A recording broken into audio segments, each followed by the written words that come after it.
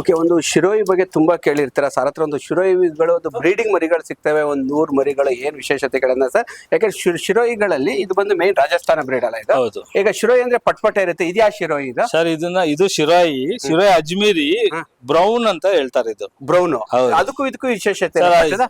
ಇದು ಏನಕ್ಕೆ ನಾವ್ ಇದನ್ನ ಸೆಲೆಕ್ಟ್ ಮಾಡ್ತೀವಿ ಅಂದ್ರೆ ಬೋಯರ್ ಕ್ರಾಸ್ಗೆ ಮರಿ ಬರ್ಬೇಕು, ಚೆನ್ನಾಗಿ ಬೋಯರ್ ತರನೇ ಬರ್ಬೇಕು ಅಂದ್ರೆ ಸೊ ಡಾರ್ಕ್ ಬ್ರೌನ್ ಅಂತ ನಾವು ಸೆಲೆಕ್ಟ್ ಮಾಡ್ತೀವಿ. ಓಕೆ.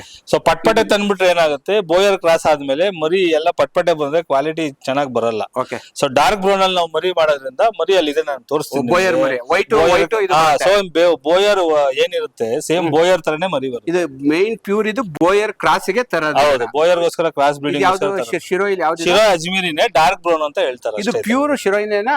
ಹೌದೌದು, ಪ್ಯೂರ್ ಶಿರೋಯೇ. ಇದನ್ನ ಡಾರ್ಕ್ ಬ್ರೌನ್ ಅಂತಾರೆ. Dark brown. ಓಕೆ. ಇವು ಬಂದು ಎಲ್ಲ ಬಂದು ಸೇಲಿಗಿವೆ. ಹೌದು.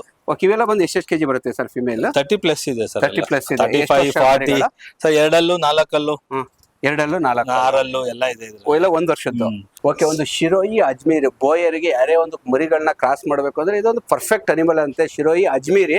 ಇನ್ನೊಂದು ಶಿರೋಯಿ ಅಂತ ಬರುತ್ತೆ, ಅದು ಬಂದು ಮಿಲ್ಕಿಂಗ್ ಪರ್ಪಸ್. ಇದು ಬಂದು Boyar cross, meet purpose. ಇದೇನಂದ್ರೆ crossing ಗೋಸ್ಕರ, ಪ್ಯೂರಿಟಿ ಬರಕ್ಕೆ ಚೆನ್ನಾಗಿ ಬರ್ಲಿ ಅಂತ. ಬೋಯರ್ಗೆ ಕ್ರಾಸ್ ಮಾಡಿ ಬೋಯರ್ ತರನೇ ಮರಿ ಬಂದಿರೋದು ನೋಡೋಣ. ಬೋಯರ್ ಬಂದು ಹೆವಿ ಕಾಸ್ಟ್ಲಿ ಇದೆ. ಹೌದು.